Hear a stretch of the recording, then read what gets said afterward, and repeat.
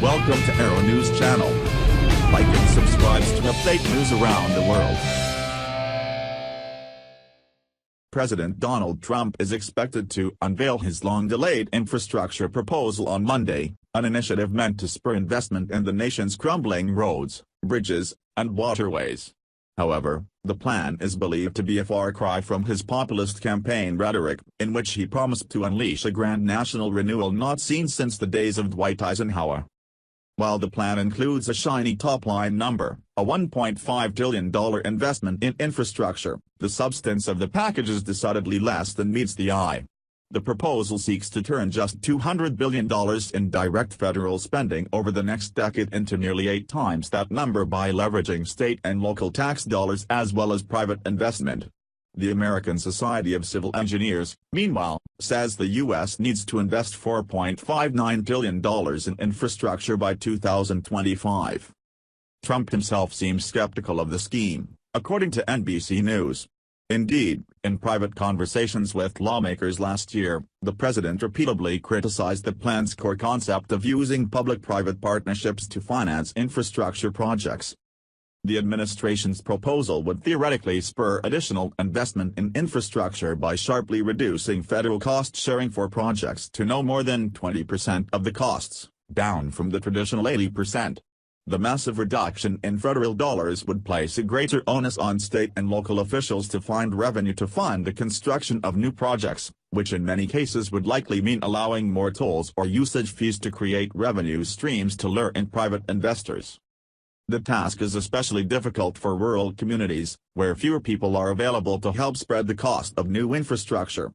It is likewise tough to attract investors for projects not directly used by consumers, like dams and waterways. The federal government, for example, provided at least half of the funding to New York's new Tappan Zee Bridge. Democrats last week unveiled their own $1 trillion infrastructure proposal, which consists entirely of direct federal dollars. They called the administration's plan a disappointment, and argued that the president missed an opportunity to provide a much-needed federal injection of dollars into the country's infrastructure grid by taking advantage of tax reform.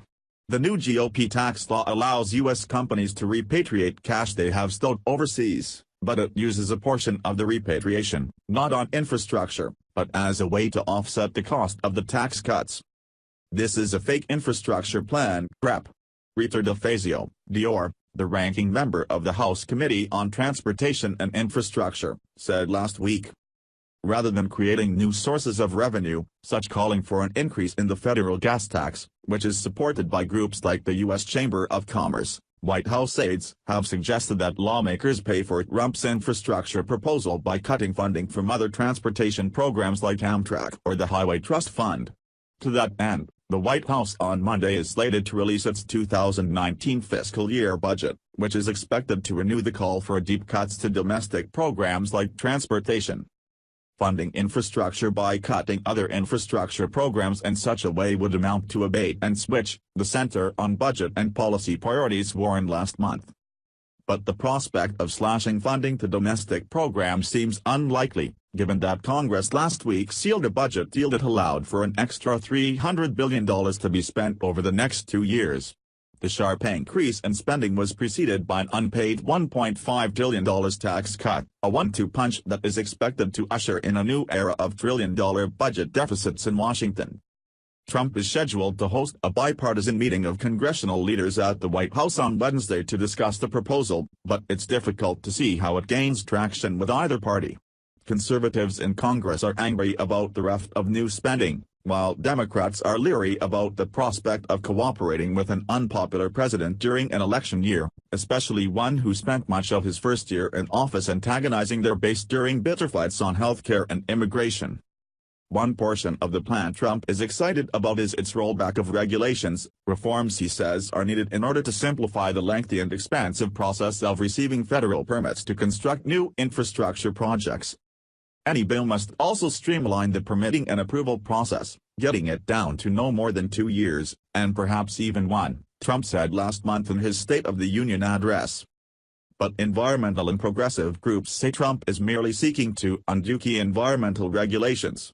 The administration, for example, has already sought to reverse more than 60 environmental rules, including those relating to flood building standards, bans on pesticides, methane reporting, greenhouse gases, offshore drilling, protections for wild animals, sewage treatment, fracking, and train safety, according to an analysis by the New York Times. With such a public record of promoting the interests of corporate polluters over communities and the environment, no one should be fooled by Trump's infrastructure scam, wrote Christy Goldfuss, Senior Vice President for Energy and Environment Policy at the Center for American Progress. It is little more than a Trojan horse designed to gut the environmental protections that are necessary for the clean air, clean water, wildlife, and national parks that truly make America great.